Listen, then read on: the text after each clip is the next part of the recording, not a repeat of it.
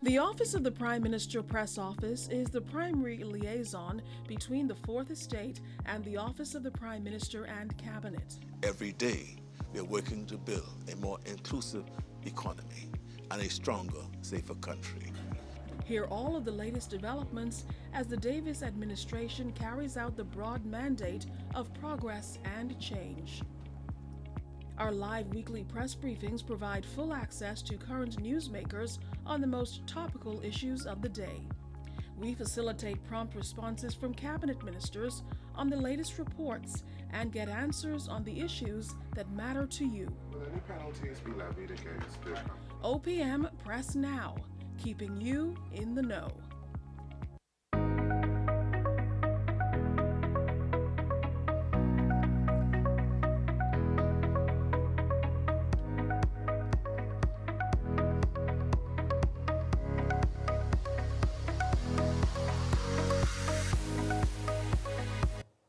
Good morning, everyone. Thank you so much for being here this morning. Let me start by apologizing for my tardiness this morning. It's the start of what's turning out to be a very busy news day, so thanks again for being here, and thank you for your patience. This morning, we're pleased to be joined by Mr. Dexter Fernander, who is the Senior Tax Manager and Operations Manager at the Department of Inland Revenue. As you know, the start of the year means some important things for business and accounting, and for business persons, it means the renewal of business licenses. We are happy to be joined by Mr. Fernando today, who will give us some statistics where things stand with business licenses and what persons who are in a position or need assistance with the process should know this morning. Welcome, Mr. Fernando.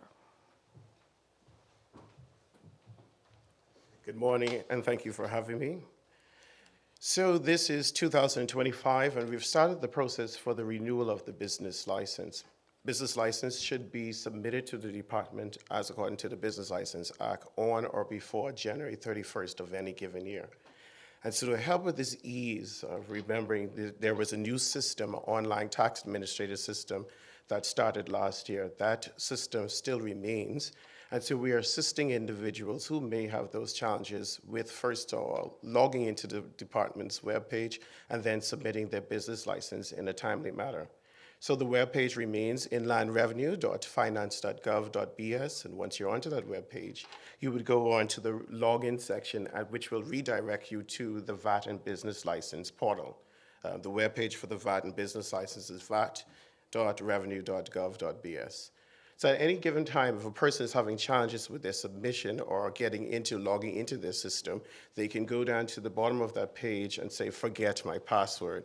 And once you remember your security questions, you have a reset that can be sent to you so that you can start the process for the business license return. So on our webpage, we've also created some useful materials that you can use to help you with the guidance. That's on all of our social media platforms, DIR Bahamas, where we can walk you through the steps of submitting your business license estimate and your business license actual. Your actual turnover for January 1st to December 31st, 2024. And as the Act states, your estimate for any given year is your actual of the preceding year. So the business license has changed last year. So there's a little ease for the small and medium company. If you are filing $250,000 and below, all you do is you submit your turnover, some supporting documents, and then the turnover is given. The calculation is done immediately. Once you make the payment, it can happen within 7 working days. You have your business license. For those above $250,000, you still need to submit your worksheet and, of course, the accounting certification. I put a note there. The accounting certification is not needed now. You can submit your preliminary figures. Everyone that is above $250,000 is a VAT registrant. And when they file for VAT, they should have had a minimum of a IT support service. So you should have in your point of sale system, if you're using QuickBooks, you should have had a minimum have your turnover or your revenue report for January to November. And you're only doing reconciliation for the month of December. And so once you have the preliminary figures, you can submit it, and we at the department will work with you with those figures until you've received your accounting certification and submit your accounting worksheets that is due be on or before March 31st. So let's go over that again. January 31st, you must file, and by March 31st, your accounting certification is required. So most of this material is on our webpage, again, inlandrevenue.finance.gov.bs. The next thing is we are seeing some individuals that might have challenges. We have addressed that with the developers, where they're seeing multiple of the same nature of the business. I am Dexter Fernanda. I have 3 nail companies, and the business license is showing up 3 times. So it's an easy fix. Once you go into log into your account, you delete the business license that you see that is duplicated. You click the button that says remove, and then you only submit for one company. If you try to enter it multiple times, the system will give you an error. We are addressing that situation. We should have that resolved easily. But as a quick fix for it, once you delete the duplicate accounts that you're seeing inside there, you should be able to submit your business license. Now, we are not forgetting the Family Islands. So in all of our Family Islands where we have satellite locations, we have extended our office hours. We are coming to you, DIR is coming to you. And so if you call our various islands, the numbers, you can find out the times that they have extended beyond the regular government working hours and the Saturdays. And so we have inside Eleuthera, there is a representative. There is, of course, Grand Bahama, Abaco, and Exuma. But besides that, there are Zoom sessions that are happening daily at 11 o'clock and 6 p.m., various islands on our various social media handles. You can join any of those sessions, and you can get some information about how to submit and have those troubleshoot matters resolved. So this weekend, we start off with what we call DIR Comes to You. And so all of the regulators that you should be engaged with will be at one location in Nassau. And so we have the National Insurance Board, Physical Planning, Ministry of Work, Customs, all of them that will be at the Mall Marathon. I do apologize. Mall Marathon from 9 until 10 until 5 o'clock, where we can handle all of your matters, submit your returns, submit your filings to National Insurance, and Customs is always going to be there also. So you can go ahead and submit to the various regulators and then submit your business license. The next thing is, on our next presentation later on in the month, the SBDC will join us. So those who wish to start their business in 2025 can visit us with the SBDC there also. So we have, once again, the Zoom. We have every hour on our Inland Revenue's location on Carmichael Road. Every hour there are sessions in our training room where you can come, get the support necessary, and submit your business license. What we're trying to do is handle the crowd so that you do not wait until the last day, everyone on the 31st, trying to address the server, and submit their business license at the same time. So if you have the material, it's best that you go ahead and submit that business license return information now. So I know we are always interested in statistics, so I just brought just a general information regarding the statistics regarding businesses. So in 2024, we have a total of 65,000 businesses that were registered. So that's 65,000 businesses that need to renew their business license this January. Of that, so far, we have issued 9,769. So that leaves that 55,000, roughly 55,000 companies that need to renew their business license. And out of those cases that are pending, we only have about 618 cases that we have under review. Why are they under review? Because they have set some type of trigger in our system. What those triggers can be. Why are you submitting zero return? You need to give us justification of why there is this discrepancy, 15% discrepancy in your turnover. No one goes into business not receiving any profit. And so we are questioning, well, why is there a zero return? Or why is the turnover the same? If you're in real estate or you're in rental, we could see that there's a fixed amount that you will get, and so your turnover every year should be the same, correct? But if you're not in that industry, why is your turnover being the same for the last 3 years, 2 years? And so those type of cases causes us to raise an assessment and have review. So out of that, we have 618 cases that we are reviewing.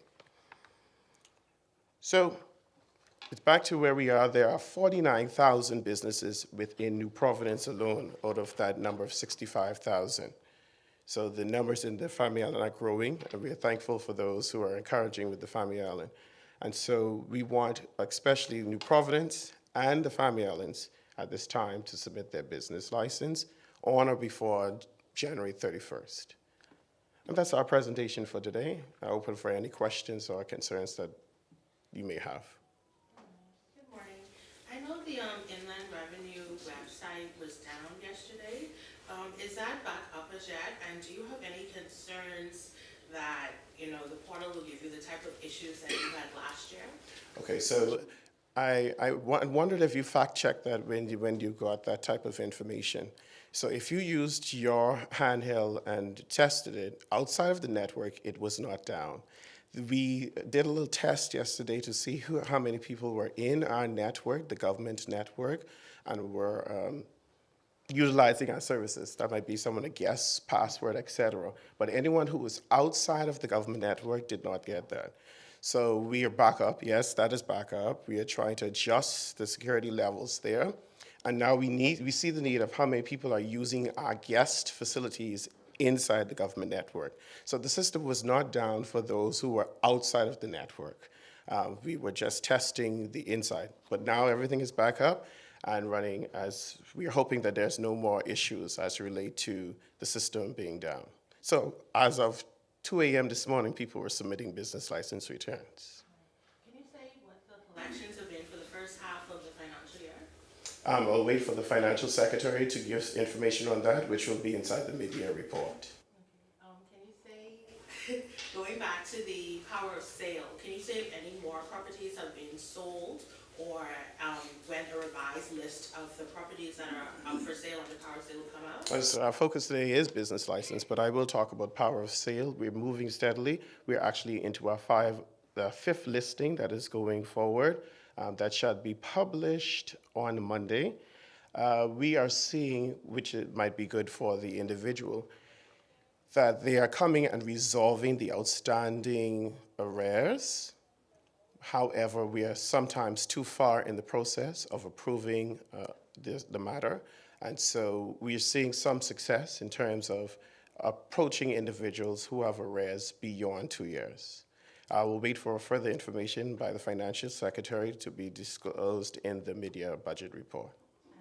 Can you give us like a rate of how many, people have been coming in? How many of those properties, those people have been coming back and say, hey, I want to come back? Sorry, focusing back on business license. So far, we've had about 9,000 individuals come in and submitted. So far, we give that information. As I said earlier, the focus today is on business license, and I will leave the information regarding the power of sale for the mid-year budget, which will be presented by the Financial Secretary. Back to business license and back filings, right? I know that vacation rentals would have come under that umbrella with the new legislation. How has the response been from the vacation rental owners, and have they been applying for business licenses and submitting the VAT? Yes, thank you. That is becoming steadily. What we have seen now is that we had to raise an assessment. We have received information from our partners, the Airbnb, Vrbo, and so what we proceeded with was stop waiting for individuals to come to us. Once we got the information about it, we then we've passed the point of waiting for the individual to come into us. So we've started to raise assessments for both VAT and business license on the short-term rental. So far, we can see an escalate of the numbers of the individuals that are working within our jurisdiction. We're seeing about 20% voluntarily come in. So we've reached a point where we need to start now raising assessments on those individuals. As it relates to business license, we now see if you go onto Airbnb, so I won't call any more companies, but you go onto these pages, the property manager is not in the jurisdiction. So if you are doing work within the jurisdiction, you need to have a business license for that service within the jurisdiction. So two things are happening. The person needs to register, the owner of the property, and the second thing needs is that property manager needs approval to work within this jurisdiction. We also ask if behemoths to be truthful. If you are in a family island and you know that this is a registered on the family island, who's cleaning the place? Who's providing the food for the place? Who's leaving the car at the airport? So all of these features that are going beyond rental of business license, rental of property, now car services, private chef, those things, those licenses need to be regulated. One, Mr. Fernando. You spoke about those individuals who may be out of country but operating businesses here. What sort of consequences could they see if they fail to register? Well, the Act talks about administrative fines. There are fines and penalties, and including of some further things that we have in our arsenal that we can use. And one of the things is we can double the tax of the registrant. And so there are many things that we can use, but we are asking people to be compliant. If you're in the jurisdiction you're working, you should have a business license for the nature that you're operating within here, this jurisdiction. It's not like you can go to any other jurisdiction and then do services, raise revenue in that jurisdiction, and not report it. I think you said it was just north of 600 applicants for business licenses who've not been renewed but are being reviewed. What sort of industries are they coming from? What is the leading industry that these registrants are coming from? So far, we see it in construction. And so we see that, and according to the Department of Statistics, construction went up. So we're wondering why these individuals would be declaring zero. And so we're asking individuals, as you submit, the first thing that will cause a flag with your company is if you're declaring zero. So you need to give us supporting documents. I was sick, I just got this business, I did not know, whatever it is, you need to advise us, advise the department of your justification for the zero. A list of what could cause the flags, but is the leading reason for that flag to be caused is they keep on putting this zero returns, or is it just too many right now to think about? So when we implemented, in the previous communications that we've had, when we implemented this new online tax administration system, it's more robust system allows us. So there are more things in the back end that are helping us, databases that is helping us. And so maybe your VAT return does not match up to your business license return. If there is a variance of more than 15% can lead to that. If you, like I said, repeated 2 years, 3 years, 4 years, the same turnover will lead to. So there are many categories of what leads to assessment that was brought together by a team, both of the private and the public sector, that considered of what is risk. So that risk then from low to high then ascertains if it becomes an assessment company. So let's look at a risk. It's a taxi driver. He say he only made $5,000. Is it anticipated a taxi driver will be above $100,000? No. So that's a low risk, so we can proceed with that business license. Straw vendor, low risk, we can proceed with that business license. They will not be hindered. The outstanding about 55,000 licenses that it is? Yes. How confident are you that they will all be submitted by the end of the month? And does the department plan on continuing its, I think there was aggressive stance to collections this year? Yes, we are definitely to meet our mandate. We are encouraging, that's why we're starting this process. We started early and we're here in the middle of the month, encouraging individuals to meet the deadline. So like I said, one of the things that we're easing is that you can submit your preliminary figures. Everyone should at least know their preliminary figures before it's certified. So they can go ahead, give us those supporting documents, helping with the ease. Those under $250,000, say that you're under $250,000, you don't even need an accounting certification anymore. Pay the turnover amount, the tax, and then you move on, you have your business license. We also have encouraged these individuals that you can show proof that you've submitted your business license that will ease you with in terms of if you are at border control for customs, You would just need to show proof. You don't need to get your business license expedited.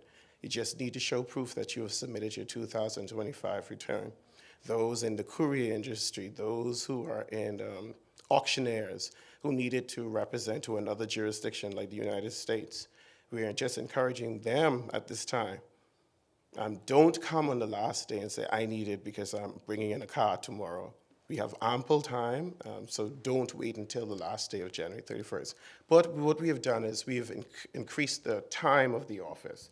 The back end is working 2 shifts, and we are extending our times to the public so that we can meet the demand of the public and also processing cases in a quicker manner. Have you seen an increase in persons applying for the orange economy as far as performance and whatnot? What would you say to encourage them? Well, SBDC would be the best to give those type of statistics, maybe after we hear from them. What we do see is a peak in females, but I would prefer they would speak on those small and medium that are moving into the orange economy. What we see now is in the latter part of the year of 2024, there was a peak in the number of individuals interested in general maintenance and landscaping. Overall, over the years in your position, have you seen there's been improvement in these people meeting their renewal license? Has there been improvement in that over the years? I think the learning curve is helping us. Like I said, as this is not a new system this year, they went through it last year, and we've placed more materials in social media. Even with every person that has a business license, they would have received a video this year that is either sitting in their account or in their email of how to help them, the ease of submitting it. I think a lot of individuals think that the process might seem difficult. And as they go step by step with the tutorials that are now given out, we're seeing that it's easier. Like, we are beyond our expectations from last year in terms of our numbers that are submitting. But we want more people to come in before that January 31st deadline. How much is that? Learning the system, there's an improvement in the learning the system, and there is an improvement in the reporting. So like you said, like you will see, the Business License Act of 2023 eased the burden of certain things. So there are more people submitting because there's less who need to go for an accounting certification. Previously, it was set at 100,000. Now it's at 250,000 or more that requires an accounting certification. So those small and medium companies have less reporting requirements, so they can submit their returns, make the payment, and get their license quicker than that waiting for a member of BICA to review their accounts and certify. To VAT, obviously the government is going to implement that VAT slash on April 1st. And we heard from some of the food store owners who said, they've been caught off guard. Has the Department of Inland Revenue heard anything from them? Well, I will wait to see what is presented in the media budget that will table the specifics of the Prime Minister's document, but let us speak to that. Would be shocked that they would say they don't have sufficient timeline, especially since we normally give the same timeline for the back-to-school sale. These are the same individuals, same vendors who use their point-of-sale system and get that type of information. We normally give it 21 days before the back-to-school. We're giving them maybe 2 months. That will lead to April 1st. And so by the time that it's tabled, they would know exactly the specific items. So right now, those individuals already have that ability within their system. So I'll be concerned of those statements. They should have it in their point of sale system that they can have for multiple rates. It already exists with our back to school VAT system. April 1st deadline, it's to give the stores time to adjust. Is there any point or any place that the Inland Revenue has in place to help with any queries with that VAT reduction, or that's another ministry who's doing that? So all of that will be in the transitional guides that will be tabled during the mid-year budget communication. Do you foresee any problems with, or any issues that may come up with vendors that would be importing at one VAT rate or selling multiple items that will some will be at 10, some will be at 5. Do you anticipate any issues with that? Maybe It should not be. attendance? So we have not gone, this is not the first time we are going through an adjustment, and that's why I spoke about the transitional guide that will speak to it. Remember that there was out of 15%, then there was a transitional guide of what you do with your inventory to the date of implementation. So this is not the first time that we've implemented a different rate. We've had 10, 12, we've had 15. And so in each one of them, we implement a transitional guide, and inside that gives a clear understanding of how you report inventory for the effective date of implementation. So what do you draw down on your inventory prior to that, which receive a certain rate, and what those worksheets would be needed to support the separate rate. Should businesses expect to see another transitional guide prior to this? That's what I said. Inside the budget communication, media budget communication, there should be supporting documents that is necessary. So they can look at what are the transitional guides previously that is on our webpage. The transitional guide from us moving from 10 to 12, I think it was, or 15 to 12. And then our transitional guide that showed when we went from 12 to 10. Same transitional guide can help them guide what will happen with the 5%.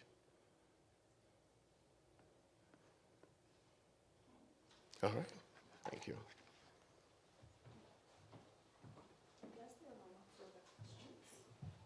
Thank you very much, Mr. Fernando, for that very comprehensive presentation. If there aren't any other questions from reporters? Thank you very much. Okay, Devontae? Have we heard anything from that diplomatic note that was sent by Ms. Mitchell on the U.S. indictment? Okay, that question was asked at the sidelines of an event yesterday, and as of yesterday, there hadn't been any response, no. But I guess the embassy or the government or the court has said that they received that diplomatic note. They gave us notice that they received it. The court did. The court But did. I can't speak to that. I can't speak to that. All right. Thank you very much, everyone. Have a good afternoon.